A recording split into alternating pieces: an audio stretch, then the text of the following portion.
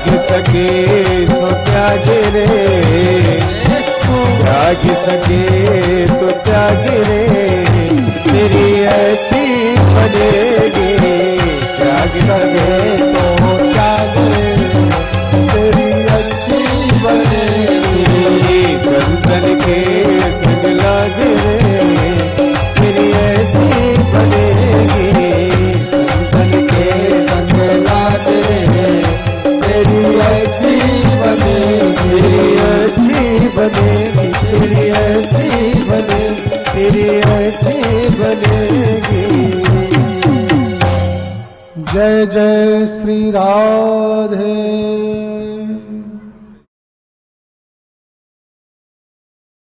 चंदनम ना बने बने, बोले हर जंगल में, हर वन में चंदन के वृक्ष नहीं होते।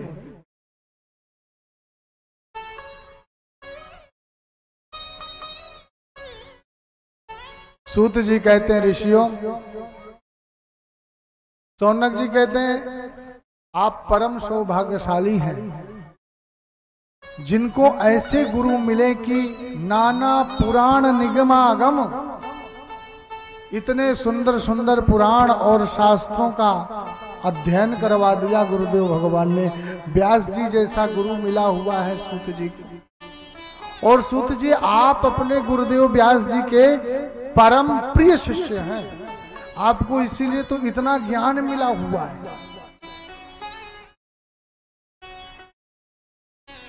सूत जी महाराज कहते हैं ऋषियों, यदि ऐसी बात है तो नवाह यज्ञ संपूर्णे परीक्षेदपि भूपति, दिव्यरूपधरो देव्या शालोक्या तक्षणादगा। आज मैं तुम्हें उस देवी भागवत की महिमा श्रवण कराऊंगा जो नवाग्न यज्ञ है। आप पहले किसी ने कोई देवी भागवत कभी सुना है आप लोगों ने? इस नगर में हुआ है? हाथ उठाकर बताइए, हुआ है क्या देवी भागवत? नहीं हुआ है तो आप लोगों ने सप्ताह श्रवण करिए है। आज पहली बार नवाग्न यज्ञ होने जा रहा है देवी भागवत 9 दिवस की। सूत जी कहते हैं नवाग्न यज्ञ संपूर्ण परीक्षिदपि भूपति। आज मैं तुम्हें वो देवी भागवत सुनाऊंगा जो राजा परीक्षित को, अब यहां पर ध्यान दीजिए, बहुत समझने की बात है, समझिएगा तब देवी भागवत समझ में आगे आएगी। सूत जी कहते हैं ये वो देवी भागवत है जो राजा परीक्षित की मृत्यु हुई सर्प काल के दंशन से, तक्षक ने डसा और काल के दंशन से राजा परीक्षित की मृत्यु कैसे हुई। बोझे राजा परीक्षित को जब तक्षक ने डसा उस समय राजा परीक्षित ने क्या किया, भागवत वाले जो सुखदेव परीक्षित जी हैं उनको जिस समय काल का भय जागृत हुआ तो सीधे गंगा के तट पर गए, राज्य को छोड़कर, वस्त्रों को, राजसी ठाट बाट को छोड़कर, पुत्र पौत्र को छोड़कर, सब कुछ छोड़कर के गंगा के तट पर गए और वहां जाकर संतों का आगमन होने लग गया। ऐसे राजा को श्राप लग गया।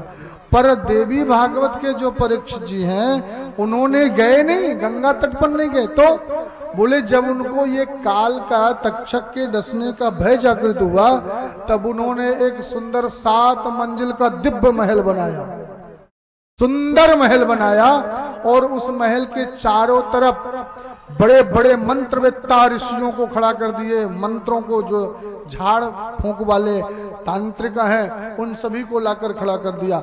यदि तक्षक आए तो मंत्र फूंक करके भगा देना। लाखों सैनिक लगा दिए कि तक्षक आने ना पाए अंदर, और यदि 7 दिन बच गया तो 8वें दिन मेरा बाल बांका नहीं होगा। और 7 मंजिल वाले महल के 7वें फ्लोर में, 7वीं मंजिल में सुंदर कांच से मंडित जो सुंदर कमरा बना हुआ था उसमें जाकर के राजा परीक्षित बैठ गए। ध्यान दीजिए। और उस पर मृत्यु को कोई टाल सका है क्या? परंतु फिर भी तक्षक आया और तक्षक आकर के राजा परीक्षित को दंशन कर लिया।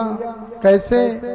तक्षक भी आया और अन्य सर्प भी ब्राह्मण बन करके आ गए, और तक्षक जो सर्प था ब्राह्मणों के हाथ में फल, तक्षक उन्हीं फलों के बीच में कीट छोटा सा बन करके बैठ गया। ब्राह्मणों ने कहा, द्वारपालों से आज हम राजा परीक्षित का दर्शन कर